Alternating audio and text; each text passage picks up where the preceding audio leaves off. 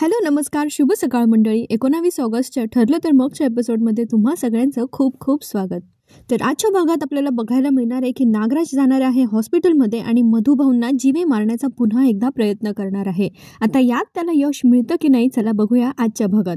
आता अश्विन सकाळी लवकर निघाला आहे क्लिनिकला जाण्यासाठी आणि त्यावेळेला प्रतापराव, कल्पनाताई आणि अस्मिता नाश्त्याच्या टेबलवर असतात आणि तेव्हा कल्पनाताई आता अश्विनला म्हणतात, अरे अश्विन तू लवकर जाणार होतास तर मला सांगायचंच ना, बरं ये आता नाश्ता करून घे.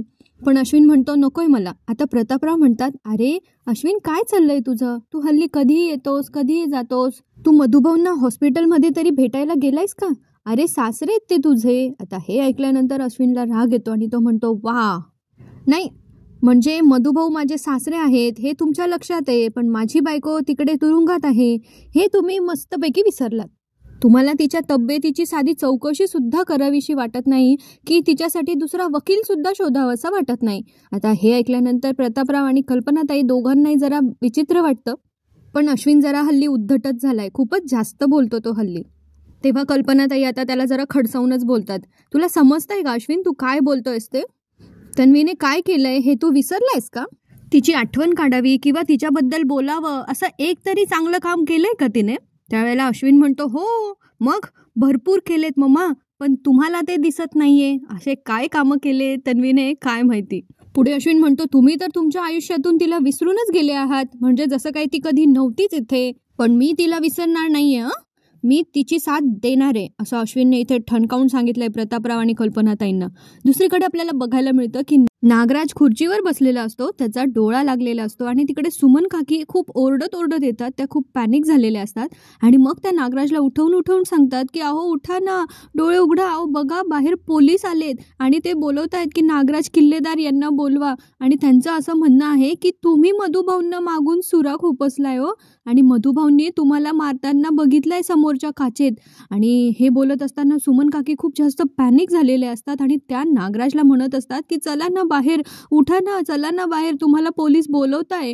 मग नागराज इथे म्हणतोय मी काही केलेलं नाहीये मी. आणि तेवढ्यात आपल्याला बॅकग्राऊंडमध्ये एका पोलिसाचा आवाज येतो, नागराज किल्लेदार बाहेर या, मधुकर पाटील यांच्या खुनाचा प्रयत्न केल्याबद्दल आम्ही तुम्हाला अटक करायला आलोय असं म्हणून आता त्या पोलिसाचा एकदा नाही तर दोनदा आवाज येतो आणि नागराज खूप जास्त घाबरलेला असतो आणि तो म्हणतो मी काय नाही केलंय. आणि अचानक त्याचा डोळा उघडतो, कारण त्याचं हे दुपारचं स्वप्न असतं.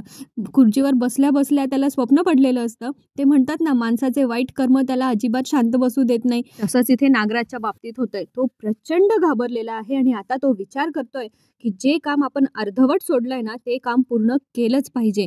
म्हणजे आता मधुभाऊंच्या जीवावर उठणार आहे तर नागराज, आणि मनाशी पक्क ठरवून घेतलंय की आता मधुभाऊंना जीवे मारायचंच. दुसरीकडे प्रतापराव म्हणतात, अश्विन अरे काय चाललंय तुझं, काय बोलतोयस तू? तिकडे अश्विन म्हणतो हो मी बरोबर बोलतोय डॅड, म्हणजे तुम्ही कोणी तर तिला भेटायला जातच नाही आहात तुरुंगात, तिच्या तब्येतीची विचारपूस करत नाही साधी, आणि तिच्यासाठी दुसरा वकील पण शोधत नाही आहात. तेव्हा कल्पनाताई म्हणतात दुसरा वकील? आणि आता मग अश्विन सांगतो की हो, तो रविराज काका, तो तर तुमच्यापेक्षा वरचढ निघाला, त्या तन्वीची केस सुद्धा सोडली आहे त्याने. आता त्याने तर तन्वीचं मुलगी म्हणून नाव सुद्धा टाकलंय. आणि हे ऐकल्यानंतर कल्पनाताई आणि प्रतापरावांना धक्का बसतो, कारण त्यांना पहिल्यांदाच समजलंय की रविराजांनी तन्वीची केस सोडली आहे. पुढे कल्पनाताई म्हणतात अरे तन्वी कशी वागली आहे हे तुला दिसत नाहीये का? त्यावेळेला अश्विन म्हणतो की मला एवढंच माहितीये की एखादा माणूस चुकला तर त्याला एक संधी दिली पाहिजे आणि तीच संधी मी माझ्या बायकोला देणार आहे. इकडे नागराजचं स्वप्न आता सत्यात उतरू नये म्हणून तो आता हातपाय मारायला सुरुवात करतोय आणि तो तातडीने घरातून बाहेर निघत असतो. त्यावेळेला सुमन काकी नागराजला अडवतात आणि म्हणतात अहो इतक्या घाईघाईने कुठे चाललायत तुम्ही? आता नागराज म्हणतो तुला किती वेळा सांगितलंय बाहेर जाताना असं मागून विचारू नये कुठे चालले म्हणून. आता मी ज्या महत्वाच्या कामासाठी जाणार आहे झालं ते काम काय आता होणार नाही. आता सुमन काकी म्हणतात अहो पण असं कुठलं महत्वाचं काम करायला चाललंय तुम्ही ते तर सांगा ना. त्यावेळेला आता नागराजला काही सुचत नाही आधी तर, पण नंतर मग तो बंडलबाज तर आहे, त्याला पटकन काहीतरी कारण शोधतच. तेव्हा नागराज म्हणतो की ते माझा मित्र आहे, त्याच्या घरी जरा मेडिकल इमर्जन्सी आली आहे तर त्याला मदत म्हणून मी तिकडे चाललोय. तेव्हा सुमन काकी म्हणतात, मेडिकल इमर्जन्सी म्हणजे हॉस्पिटल, अहो मी काही डबा वगैरे काही करून देऊ का? पण नागराज तिचं काही ऐकून न घेता तिकडून सरळ निघून जातो. सुमन काकी पण म्हणतात, या माणसाचं काही खरं नाही. आता दुसरीकडे आपल्याला बघायला मिळतं की प्रतापराव जरा अश्विनची कान उघडणी करताय आणि त्याला सांगत असतात की अरे, माणसाने एखाद्यावर इतकं पण प्रेम करू नये की त्याच्या चुका आपल्याला दिसू नये. त्यावर अश्विन म्हणतो की दिसतायत ना, मला तिच्यातल्या चुका दिसताय आणि तिला होणारा पश्चाताप पण दिसतोय, आणि म्हणून प्रत्येक माणसाला जसं त्याची चूक सुधारवण्याची एक संधी दिली गेली पाहिजे, तीच संधी मी आता माझ्या बायकोला देणार आहे. आता हे दोघं हतबल झालेत, कल्पनाताई आणि प्रतापराव, कारण त्यांचं हे कार्ट काय त्यांचं ऐकून घेत नाहीये.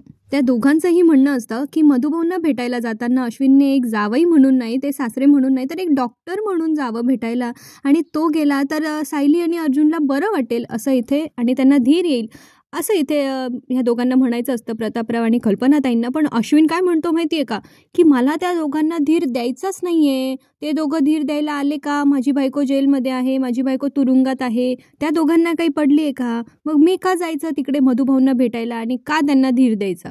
असं म्हणून आता अश्विन तिकडून फटकळपणे निघून गेलेला असतो आणि हे दोघं आता लाचार होऊन बिचारे तिकडे बघत असतात. दुसरीकडे आपल्याला बघायला मिळतं की अर्जुनने पोलीस कंप्लेंट केली होती, त्यामुळे इन्स्पेक्टर सावंत जे आहे ते आता अर्जुनला भेटायला आलेले असतात. जसं आपले फॅमिली डॉक्टर असतात ना, तसं इन्स्पेक्टर सावंत यांना अर्जुनचा फॅमिली पोलीस म्हणून घोषित केलं गेलं पाहिजे. कितीतरी वेळा अर्जुनला त्यांची गरज पडते खरंच. इन्स्पेक्टर सावंत आल्यानंतर अर्जुनला काही बेसिक इन्फॉर्मेशनसाठी काही प्रश्न विचारत असतात आणि सांगतात की जेव्हा मधुभाऊंना जीवे मारण्याचा प्रयत्न केला गेला, त्यांच्यावर ज्या वेळेला हल्ला केला त्यावेळेला तिथे कोण कोण होतं? त्यावेळेला अर्जुन सायली सांगतात की घरात तर कोणीच नव्हतं, तो कार्यक्रम होता त्यामुळे आम्ही सगळे तर बाहेरच होतो. तेव्हा पोलीस विचारतात की तुम्हाला कोणावर संशय आहे का? त्यावेळेला सायली सांगते की आमंत्रितांपैकी तर कोणावर आमचा संशय नाहीये, पण हे सगळं एकच व्यक्ती करू शकतो, महिपत. आणि अर्जुन पण म्हणतो की हे सगळं महिपतनेच केलेलं असणार आहे. त्यावेळेला इन्स्पेक्टर सावंत यांनाही हेच वाटत असतं की हे सगळं जे आहे, हा हल्ला करण्याचं जे मोटिव्ह आहे ते महिपतकडे आहे, त्यामुळे कदाचित महिपतच असणारे या सगळ्यांच्या मागे. आता डॉक्टर काय म्हणतायत हे सगळं जाणून घेण्यासाठी इन्स्पेक्टर सावंत आणि अर्जुन दोघंही डॉक्टरांकडे जातात. म्हणजे अर्जुनच इन्स्पेक्टर सावंत यांना घेऊन जातो, कारण त्यांना बरेचसे प्रश्न डॉक्टरांनाही विचारायचे असतात की मधुभाऊंना नेमका त्यांच्यावर किती हल्ले झाले, कसे वार झाले मागून, त्यानंतर अजून काही वेगळ्या खुणा त्यांच्या अंगावर वगैरे आहेत का, असं सगळ्या प्रश्नांची उत्तरं इथे इन्स्पेक्टर सावंत यांना पाहिजे असतात आणि त्यामुळे ते अर्जुनला घेऊन डॉक्टरकडे जातात. दुसरीकडे इकडे नागराज आलाय हॉस्पिटलमध्ये आणि आता नागराजला मधुभाऊंचं काम तमाम करायचं आहे आज. आणि नेमका त्यावेळेला महिपत नागराजला फोन करतो.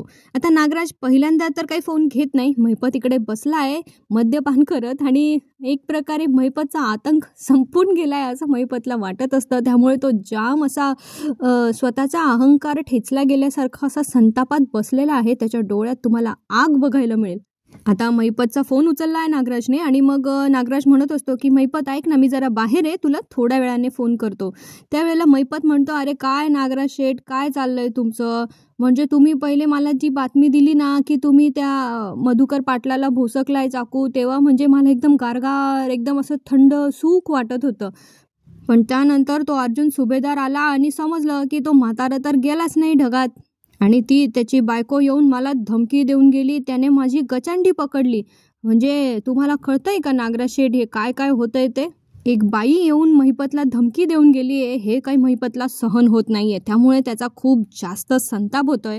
आता इथे नागराज त्याला सांगत असतो की ऐक ना महिपत, मी जरा महत्त्वाच्या कामासाठी आहे, मी करतो ना तुला नंतर फोन. पण महिपत काय तिकडून थांबतच नाही. त्याचं जे काही फ्रस्ट्रेशन आहे ना, तो सगळं त्या फोनवर काढत असतो आणि नागराजला म्हणत असतो की जर आता ना माझे हात दगडाखाली आहे, कसं वातावरण गरम आहे म्हणून, तिकडं माझी ती पोरगी जेलमध्ये आहे आणि वातावरण गरम आहे, नाहीतर मी ना त्या पोरीचा, त्या सायलीचा जीव घेतला असता, असं महिपतने इथे सांगितलंय. आणि खरी गोष्ट आहे, महिपत जर इतर वेळेचा महिपत राहिला असताना, आत्ता जर काहीही झालं तरी महिपतच्या अंगाशी येणार हे त्याला माहिती आहे, त्यामुळे तो जरा शांत दिसतोय. पण जर इतर वेळेचा महिपत राहिला असताना तर सायलीला त्याने नक्कीच काही ना काहीतरी त्रास दिला असता. पण नागराज आता त्याला त्याचं काम संपवायचं आहे, त्यामुळे महिपतला म्हणतो की मी तुला नंतर फोन करतो. आणि महिपतला इथे असं वाटतंय की काय दिवस आले, तिथे माझी पोरगी तुरुंगात आहे, एक बाई येऊन मला धमकी काय देते, हा नागराज हा पण काही कामाचा नाही आहे, त्याने पण काय काम पूर्ण केलेलं नाही आहे, सगळं अर्धवट केलं आहे आणि आता काही आपल्या मनासारखं होत नाही आहे, याची खंत महिपतला इथे वाटत असते. खंत म्हणण्यापेक्षा त्याचा संताप होत असतो की त्याचा आतंक संपून गेलाय असं त्याला वाटत असतं. दुसरीकडे प्रतापराव आणि कल्पनाताई, अश्विन तर त्यांना चिडून निघून गेलेला आहे. ते दोघं आता तिथे उभे असतात. त्यावेळेला आता कल्पनाताई म्हणतात की चला मी आता जेवणाची तयारी करायला घेते, नाहीतर ती आल्या आल्या कामाला लागेल. आता इथे प्रतापराव म्हणतात ती म्हणजे कोण ग, कोणाबद्दल बोलतेस तू? कल्पनाताईंना समजत असतं की प्रतापरावांना सगळं कळतंय, पण मुद्दाम सायलीचं नाव त्यांच्या ओठी यावं म्हणून ते असं म्हणतायत. त्यामुळे कल्पनाताई आहे ना जरा रागात बघतात प्रतापरावांकडे आणि त्या म्हणतात की कोणी नाही आणि तिथून निघून जातात. आता त्या किचनमध्ये जातात. त्यावेळेला प्रतापराव जरा त्यांची मजा करत असतात बरं का. आणि तिथे गेल्या गेल्या कल्पनाताई विमलला सांगतात की मेथीची भाजी ती जशी करते ना चिरून तशी करूयात. म्हणजे ती म्हणजे कोण? आता विमलताई म्हणतात ती म्हणजे सायलीताई ना वहिनी. आता त्या म्हणतात, कल्पनाताई म्हणतात तुला चांगलंच माहिती ना मी कुणाबद्दल बोलते, मग कशाला विचारतेस? इथे प्रतापराव आणि विमल दोघंही एकमेकांकडे बघून हसत असतात की कल्पनाला सायलीची काळजी वाटते आणि नकळत ती सायलीसाठी काहीतरी करते. कल्पनाताई काम करत करत बोलत असतात की ती आता येईल, तिच्यासाठी चहा ठेवते. प्रतापराव जरा बघतायत कल्पनाताईंकडे. त्यांनाही आश्चर्य वाटतंय, कारण कल्पनाताई ना नकळत सायलीची काळजी घेत आहे, पण त्यांच्याही ते लक्षात येत नाहीये. त्यावेळेला प्रतापराव सांगतात अगं ते दोघं घरी येणार आहेत की नाही हे सुद्धा आपल्याला माहीत नाही आहे, आणि अर्जुन पण आहे बरं का सायलीसोबत, आणि तू सगळी तयारी फक्त सायलीच्या काळजीपोटी करते. त्या कल्पनाताईंना राग येतो, कारण त्यांना मान्यच करायचं नाही आहे की त्यांना सायलीची काळजी वाटते. त्यामुळे त्या म्हणतात की मी जे करते ना ते माणुसकी म्हणून करते, त्यामुळे तुम्ही माझ्या वागण्याचा चुकीचा अर्थ काढू नका. कल्पनाताईंना राग आलाय प्रतापरावांचा. पण प्रतापराव ही गोष्ट जरा मजा गमतीने घेत आहे आणि ते म्हणतात की अगं तुला सायलीची काळजी वाटते हे मान्य कर कल्पना. पण कल्पनाताई अडून बसलेत, नाही मला सायलीची काळजी नाही वाटत आहे आणि तुम्ही माझ्या वागण्याचा नको तो अर्थ काढून घेताय. म्हणजे कोणीतरी हॉस्पिटलला असल्यावर असंच जनरली वागायचं असतं ना, म्हणून मी फक्त माणुसकी म्हणून करते, मला आता कोणालाही जीव लावायचा नाही आहे आणि त्याच्यामुळे तुम्ही ना असं काही बोलू नका, मी फक्त माझं काम करते. आणि नवरा बायकोच्या भांडणात नवऱ्याला कधी जिंकायला मिळालं जे आज मिळेल प्रतापरावांनाही जिंकायला. त्यामुळे इथे पण कल्पनाताई जिंकलेल्या आहेत आणि त्या प्रतापरावांवर चिडून परत किचनमधून निघून गेल्या आहेत. आता प्रतापरावांना वाटतंय बायकोची समजूत तर काढायला लागणार आहे. दुसरीकडे आपल्याला बघायला मिळतं की पोलीस आले आहेत आता अर्जुनकडे, म्हणजे हॉस्पिटलला ते मगाशीच आलेले होते आणि अर्जुन सोबत चौकशी करत होते. त्यावेळेला आता पोलिसांना डॉक्टरांना भेटायचं आहे. त्यामुळे आता अर्जुनला ते सांगतात की मधुभाऊंना नेमकं कुठे कुठे काय लागलं आहे ते मला व्यवस्थित डॉक्टरांशी बोलून घ्यायचं आहे. सो आता अर्जुन गेला आहे इन्स्पेक्टर सावंत यांना घेऊन डॉक्टरांकडे, आणि ते सायली एकटी असते. आता ती कुसुमताईंना फोन करते आणि त्यांच्याशी फोनवर बोलत असते की कुसुमताई देवाकडे प्रार्थना कर ग, आता तेवढा एकच गोष्ट आपल्या हातात राहिली आहे, कारण डॉक्टरांचे प्रयत्न तर चालू आहे पण मधुभाऊ कधी कोमातून बाहेर येतील याची शाश्वती आता कुणालाही नाही आहे. इथे नागराज पोहोचलाय. त्याने मगाशीच बघितलं होतं की अर्जुन सायलीचं लक्ष नाही आहे त्याच्याकडे, त्यामुळे ह्या गोष्टीचा फायदा घेऊन नागराज आतपर्यंत पोहोचलाय. आणि इथे आल्यानंतर त्याने बघितलं तर मधुभाऊंचे डोळे उघडे असतात आणि मधुभाऊ तिथे झोपलेले असतात, म्हणजे डोळे उघडे ठेवून झोपलेले असतात, कोमात आहेत ना ते. तो नागराज ना त्यांच्या डोळ्यासमोरून असा हात फिरवतो, पण मधुभाऊंची पापणी सुद्धा मिटकत नाही. त्यावेळेला नागराजला आता कळतं की हां मधुभाऊंना आता काही समजत नाही मी काय वागतोय ते. त्यामुळे आता नागराज काय करतो, त्यांना ऑक्सिजन मास्क लावलेला असतो, तो मास्क नागराज त्याच्या हाताने काढून बाजूला करतो. आणि त्यावेळेला आपल्याला जे मॉनिटर असतं तिथे हॉस्पिटलमधलं ICU रूममधलं ते टी टी टी टीट असं वाजताना ऐकायला येतं. म्हणजे इथे आता त्यांनी थोडक्यात आपल्याला दाखवलं आहे की ऑक्सिजन मास्क निघाला आहे आणि त्यामुळे मधुभाऊंच्या जीवाला परत एकदा नागराजमुळे धोका आहे. आणि त्याच पिरियडमध्ये त्यांनी आपल्याला हे पण दाखवलं आहे सेम सीनमध्ये की सायली मधुभाऊंकडे येत असते कुसुमताईंशी फोनवर बोलून झाल्यानंतर की मी आता थोडा वेळ मधुभाऊंकडे जाऊन बसते, असं सायली जेव्हा म्हणत असते. आणि सायली जेव्हा ICU रूममध्ये येते त्यावेळेला ती समोर बघते तर तिथे नागराज उभा असतो. आणि आपल्याला त्यांनी थोडं ड्रॅमॅटिक दाखवलं आहे, ते येईपर्यंत असं वाटतं की हे सायलीच्या लक्षात येतं आहे की काय नागराजने मधुभाऊंचं मास्क काढलं आहे ते, पण तसं काहीही झालेलं नाही आहे. नागराज काही इतक्या लवकर एक्सपोज होणार नाही आहे, तो एक ना एक दिवस महिपतच त्याला घेऊन बुडणार आहे एवढं मात्र नक्की. आणि सायली नागराजला अचानक समोर बघून जरा तिला शॉक बसतो आणि ती विचारते नागराज काका तुम्ही? त्यावेळेला नागराज म्हणतो हां म्हणजे मी आलो तेव्हा तू आणि अर्जुन बाहेर बोलत होतात आणि तू कोणाशी तरी फोनवर बोलताना मला दिसली, त्यामुळे मी तुला काही डिस्टर्ब केलं नाही. तर तिथे नर्स होती, तिला विचारलं आणि मी सरळ आतमध्ये आलो. कसे आहेत मधुभाऊ आता? आता सायली बोलत असते की कोमात आहेत सध्या, पण डॉक्टरांना विश्वास आहे की ते लवकरच बरे होऊन यातून बाहेर पडतील. तेव्हा नागराज इच्छा नसतानाही त्याला हे बोलावं लागतं की हो हो मधुभाऊ यातून बाहेर पडतील. तर सायलीला प्रश्न पडतो की अचानक नागराज काका कसे काय आले हॉस्पिटलला. त्यावेळेला नागराज इथे थाप मारतो की माझा एक मित्र ह्या हॉस्पिटलमध्ये ॲडमिट आहे, तर मी त्याला भेटायला आलो होतो. म्हटलं मग मधुभाऊंना पण भेटावं म्हणून आलो. आणि मग इकडचे तिकडची विचारपूस करून घेतो की मधुभाऊ कसे आहेत, काय आहेत वगैरे. आणि मग सायलीला म्हणतो माझा नंबर आहे ना तुझ्याकडे, तुला काहीही लागलं तर मला फोन कर बरं का. म्हणजे अशी लोक आहे ना खरंच फार घातक असतात हो. म्हणजे चेहऱ्यावर बघून वाटत नाही की ती लोक आपला इतका घात करू शकतात असं. महिपत सारखी लोक तरी माणूस त्यांच्यापासून 4 हात अंतरावर राहणार की नाही ही व्यक्ती वाईट आहे, पण नागराज सारख्या लोकांपासून कसं वाचायचं बाप रे. आणि सायलीसारख्या भोळ्या मुलीला तर नागराजचं खरं रूप तर असंच त्यांच्यावर डाऊट कोणालाच येत नाही, तर ती या बिचारीला काय येणार आहे. त्याच्यामुळे तिच्याही काही लक्षात येत नाही की नागराज तिथे काय करत होता, कारण सायली येईपर्यंत ऑलरेडी नागराजने ते मास्क जे आहे ऑक्सिजन मास्क ते मधुभाऊंना व्यवस्थित लावलेलं होतं. आता सायलीला धीर देतो आणि म्हणतो काही लागलं तर मला सांग, आणि नागराज तिथून पळ काढतो. सो अशा पद्धतीने नागराजचा आजचा प्लॅन तरी फेल झालेला आहे मधुभाऊंना जीवे मारण्याचा, पण तो काही शांत बसणार नाही आहे आणि याच्या पुढे पुढे तो अजून काही ना काही प्लॅन असे करतच राहणार आहे. नागराज बाहेर आल्यावर स्वतःला जरा सुटका झाल्यासारखं त्याला वाटत असतं, कारण जर सायलीने बघितलं असतं तर नागराजचं आज काही खरं नव्हतं. म्हणून तो म्हणतो की बरं झालं मला सायलीच्या येण्याची चाहूल लागली आणि मी पुन्हा ते मधुभाऊंचं मास्क त्यांना परत लावलं. इकडे बिचारी सायली नागराजला चांगलं समजून मधुभाऊंना म्हणते, बघा ना मधुभाऊ, तुम्हाला किती सारे लोक भेटायला येत आहे, कोण कोण भेटायला येत आहे. आपल्या आश्रमात सारखी लोकांची वर्दळ चालू असते. तुम्हाला वर्दळ आवडते ना मधुभाऊ, मग आता उठा ना. कधी उठाल तुम्ही, कधी बोलाल आमच्याशी. साऊ म्हणून हाक मारा ना मधुभाऊ. असं सायली इमोशनल होऊन इथे मधुभाऊंशी गप्पा मारत असते. आणि ज्या वेळेला सायली बोलत असते त्याच वेळेला अर्जुन तिथे येतो. त्यावेळेला सायली खूप उदास असते आणि अर्जुनला विचारते की बघा ना मधुभाऊ काही बोलतच नाही आहे, कधी उठतील हो मधुभाऊ, कधी बरे होतील. त्यावेळेला अर्जुन म्हणतो की नक्की बरे होतील आणि लवकरच बरे होतील. तूच जर त्यांच्याशी असंच बोलत राहिलीस ना तर एक दिवस मधुभाऊ नक्की लवकर बरे होतील. आता अर्जुन डॉक्टरांना भेटून आलाय, तर तो सांगत असतो सायलीला की डॉक्टरही आता तेच म्हणत होते की मधुभाऊ आता ट्रीटमेंटला व्यवस्थित रिस्पॉन्स करतायत, त्यामुळे ते लवकर बरे होऊ शकतात. आता सायली अर्जुनला सांगते की नागराज काका आले होते मगाशी. त्यावेळेला अर्जुनला ऐकून जरा वियर्ड वाटतं की नागराज काका कसे काय, म्हणजे त्यांचा काही थेट संबंध नाही आहे ना मधुभाऊंसोबत, त्यामुळे ते कशाला यायला पाहिजे त्यांनी हॉस्पिटलला. तर सायली सांगते की त्यांचं कोणीतरी मित्र ॲडमिट होता म्हणे या हॉस्पिटलमध्ये, तर ते जाता जाता भेटून गेले. आणि मधुभाऊंचा स्वभावच असा आहे ना की कोणीही त्यांच्याशी असं पटकन जोडलं जातं. मग अर्जुनलाही ते ऐकून पटतं की असेल कदाचित, त्यामुळेही नागराज काका येऊन गेले असतील. इकडे या नवरा बायकोंचं कुरुकुरु भांडण चालूच आहे. कल्पनाताईंना राग आला होता म्हणून त्या त्यांच्या बेडरूममध्ये जाऊन बसल्या आहेत, पण ना त्यांना कदाचित स्वतःचाच राग येतोय असं वाटतंय मला, पण त्यांना ते एक्सप्रेस नाही करता येते. त्यांना नेमकं ह्या सिच्युएशनमध्ये कसं वागायचं ना ते नाही समजत आहे. म्हणजे त्यांना सायलीची खूप काळजी वाटते, पण त्यांना तिला अजून जवळही घेता येत नाही आहे, कारण ना त्यांचा तो दुखवलेलं मन जे आहे ना त्यांना ते करू देत नाही आहे.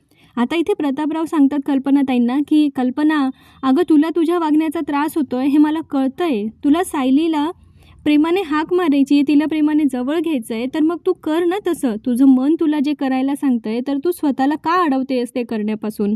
पण कल्पनाताई तरीही अडूनच बसलाय, नाही मला असं काही वाटत नाही आहे आणि तुम्ही माझ्या वागण्याचा काही चुकीचा अर्थ काढू नका. आणि कोणी शेजारचं पण हॉस्पिटलमध्ये असतं तरी पण मी हेच केलं असतं त्यांच्यासाठी. आणि आता तर माझा मुलगा अर्जुन तिथे आहे, तर चहा कॉफी पाठवणं, नाश्ता पाठवणं, डबा पाठवणं ह्या गोष्टी तर मी करणारच ना. त्यामुळे त्यांनी आता सबशेल, म्हणजे काय होतंय ना, त्यांचं एक मन त्यांना सांगतंय की सायलीला आपण जवळ घ्यावं आणि दुसरं मन सांगतंय की नाही तिने माझा परत विश्वासघात केला तर, म्हणतात ना ते दूध का जला छाछ भी फूक फूक के पिता है, तसं थोडंसं कल्पनाताईंच्या बाबतीत इथे चाललंय. कल्पनाताई अजिबात मान्य करायला तयार नाहीये की त्यांचं मन त्यांना काय सांगतंय. प्रतापराव म्हणतात, अगं कल्पना, एवढ्या वर्ष मी तुझ्यासोबत राहतोय, तुझ्यासोबत संसार करतोय, मला तुझा स्वभाव माहिती आहे. तू अशा कोणत्याही गोष्टी धरून ठेवणाऱ्यातली नाहीये, मग सायलीच्याच बाबतीत तू असं का वागतेस. पण मग आता कल्पनाताई तरी त्या काय ऐकत नाहीये बाबा प्रतापरावांचं. त्या म्हणतायत की मला तुम्ही माझ्या वागण्याचा काही वेगळा अर्थ काढू नका, मी शेजाऱ्यांसाठी पण हे सगळं केलं असतं जे मी त्यांच्यासाठी करते आणि यात काही माझं मन बदलणार नाही आहे वगैरे वगैरे, असं त्यांनी प्रतापरावांना सांगून टाकले. आता प्रतापरावांना पण आलंय लक्षात की इतक्यात काही या दोघी एकत्र येणार नाही आहेत. पण बघा ना प्रेक्षकांनो, काही 2-3 एपिसोडच्या पूर्वी पूर्णा आजी बोलल्या होत्या हो सायलीला की तुझी सासू तुझ्याशी पूर्वीसारखं वागायला लागेल, ही जबाबदारी माझी. किती मिस करतोय ना आपण पूर्णा आजींना. म्हणजे असं वाटतं की एखाद्या सीनमध्ये तरी आपल्या पूर्णा आजी आपल्याला दिसाव्या, पण बहुतेक त्यांचं महासंगमचं शूट झालं आणि त्यानंतरच पूर्णा आजींची तब्येत बिघडली, म्हणजे ज्योतिताईंची तब्येत बिघडली आणि त्यामुळे ते आता कदाचित तो सीन त्यांचा लास्ट सीन असेल की काय असंच वाटतंय. इकडे हॉस्पिटलमध्ये कुसुमताई आल्या आहेत चहा कॉफी घेऊन आणि सायली आणि अर्जुनला त्या जरा आता धीर देतात आणि दोघांनाही म्हणतात की घ्या चहा घ्या कॉफी घ्या. आणि आता ते म्हणत असतात की मी येताना आहे ना देवाला खडसवूनच आली आहे की आमच्या मधुभाऊंना लवकर बरं कर, नाही तर मी तुला पाण्यात ठेवेल. आणि हे सगळं बोलताना आहे ना त्या पण खूप इमोशनल असतात. अर्जुन पण इमोशनल असतो आणि सायली पण. आता कुसुमताईंनी ना त्यांच्या पिशवीमध्ये ना गणपती बाप्पाची मूर्ती आणली आहे छोटीशी आणि एक फूल आणलं आहे त्याच्यासाठी. त्या आता ते ICUचं जे मॉनिटर असतं ना मशीन्सचं सगळं तिथे त्या ठेवतात, त्या गणपती बाप्पाला फूल वाहतात. आणि त्यांनी अंगारा वगैरे पण आणला आहे काहीतरी, तो मधुभाऊंना लावतात आणि मग म्हणतात की मधुभाऊ लवकर बरे व्हा, आश्रमात सगळे तुमची खूप वाट बघताय तो. आणि तिथे आपल्या आश्रमातल्या बागेतलं ते पिवळं गुलाब आहे ना त्याला कळी आली आहे. तुम्ही जर लवकर घरी नाही आलात ना तर तो गुलाब रुसेल बरं का तुमच्यावर. किती ते प्रेम नाही का. आणि देवाला तुम्हाला बरं करावंच लागेल, शेवटी त्याचाच आधार आहे नाही का आता आपल्याला. हे सगळं बोलताना कुसुमताई भावूक होतात आणि त्यांना रडायला येत असतं. मग त्या पुन्हा सायलीकडे येतात आणि मग सायलीला म्हणतात की सायली आणि जावई बापू अर्जुन भाऊजी तुम्ही रात्रीपासून इथेच आहात, किती धावपळ झाली आहे तुमची, किती दगदग झाली आहे, तर तुम्ही आता घरी जा, मी थांबते इथे तोपर्यंत. तेव्हा सायली म्हणते तुम्ही पण तर सगळे लोक आश्रमातले रात्रभर जागेच असणार ना गं कुसुमताई. तेव्हा कुसुमताई म्हणते हो अगं पण आम्ही घरी तरी होतो, तुमची इथे किती धावपळ होत असेल, तेव्हा तुम्ही दोघं आता घरी जा. तर आता अर्जुनलाही पटतं ते, तो म्हणतो की सायली आता आपण घरी जाऊया, थोडं फ्रेश वगैरे होऊया आणि मग थोड्या वेळाने येऊया. पण मग अर्जुन म्हणतो की तुम्ही एकटे थांबणार का. त्यावेळेला कुसुमताई म्हणतात की आश्रमातल्या एक ताई त्यांच्यासोबत येणार आहेत, त्यामुळे मी काही एकटी नसणार आहे, तर तुम्ही जा आता बिंदास घरी. त्यावेळेला अर्जुन आता सायलीला म्हणतो की ठीक आहे आपण जाऊया आता. मग सायलीलाही ते पटतं. सायली म्हणते की मी तुमचा डबा वगैरे घेऊन येते. त्यावेळेला कुसुमताई म्हणते अगं नको एवढी तकतक करू, मी आहे इथे आणि माझं मी बघेल काहीतरी, तू डबा वगैरे काही आणू नको. आणि मग त्या दोघी इमोशनल होऊन एकमेकींना मिठी मारतात आणि इथेच आजचा एपिसोड संपतो. पुढच्या भागात आपल्याला बघायला मिळणार आहे की सायली घरी गेली आहे आणि तिला मधुभाऊंशिवाय काही चैन पडत नाही आहे, त्यामुळे ती त्याच विचारात असते. अस्मिताही तिथे उभी आहे. अस्मितालाही आता जरा सायलीबद्दल थोडीशी माया जागायला लागली आहे तिच्या मनातही. सायली खूप रडत असते की मधुभाऊ कधी बरे होतील, त्यांनी मला साऊ म्हणून हाक मारावी, म्हणून सायलीचा जीव खूप तुटत असतो. त्यावेळेला अस्मिता तिच्या खांद्यावर हात ठेवून तिला धीर देत असते आणि प्रतापराव तिथे येतात आणि ते म्हणतात तुझी ह्या घरातली जी तुमची खोली आहे ना तेवढंच तुझं सासर, बाकी हे संपूर्ण घर तुझं माहेर असणार आहे. आणि इतका प्रेमळ सासरा मिळाल्यावर सायलीला किती छान वाटलं असेल नाही का. दुःखाच्या वेळी आपल्या माणसांची साथ असेल ना तर माणसाला आहे ना लढायला ताकद मिळते आणि सायलीला तीच ताकद देण्याचं काम इथे प्रतापरावांनी केलंय. इकडे आपल्याला दुसऱ्या सीनमध्ये पुढच्या भागात बघायला मिळतं की अर्जुन जो आहे ना कुसुमताईला विचारत असतो की सायलीचा लहानपणीचा एखादा फोटो वगैरे काही आहे का. त्यावेळेला कुसुमताई विचार करतात सायलीचा लहानपणीचा फोटो असेल आश्रमात, पण मग तिला प्रश्न पडतो की अर्जुन अचानक सायलीच्या बालपणीच्या फोटोबद्दल का विचारतो. कुसुमताई विचारते की काय झालं, तुम्ही अचानक सायलीच्या लहानपणीच्या फोटोबद्दल का विचारताय. असे काही प्रश्न आले की आता मला घाबरायला होतं. आणि त्यावेळेला अर्जुन आता कारण सांगतो की मला असं कळलंय की सायलीचे आई वडील जिवंत आहेत. आणि हे ऐकून कुसुमताईंना पण धक्का बसतो. आता अर्जुन ह्या गोष्टीच्या मुळाशी कधीपर्यंत पोहोचणार आहे की सायलीचे आई वडील जिवंत आहे हे बघणं फार मनोरंजक ठरणार आहे. तर आजचा व्हिडिओ आवडला असेल तर लाईक करा, चॅनलला सबस्क्राईब करा. भेटूया पुढच्या भागात. तोपर्यंत आनंदी राहा, हसत खेळत राहा, आपली आणि आपल्या प्रियजनांची काळजी घेत राहा. पुन्हा भेटूया. धन्यवाद. लक्ष्मीच्या पावलांनी ह्या मालिकेचे एपिसोड्स पण आपल्या चॅनलवर येणार आहेत, त्यामुळे ते पण एकदा जाता जाता नक्की बघून घ्या. भेटूया पुढच्या भागात. तोपर्यंत काळजी घ्या आणि सगळ्यात महत्त्वाचं जाता जाता चॅनलला सबस्क्राईब करून जा. आपले 1000 सबस्क्रायबर्स पूर्ण झाले, त्यासाठी तुम्हा सगळ्यांचे खूप खूप आभार. असेच नवनवीन एपिसोड पाहण्यासाठी चॅनलला सबस्क्राईब करा.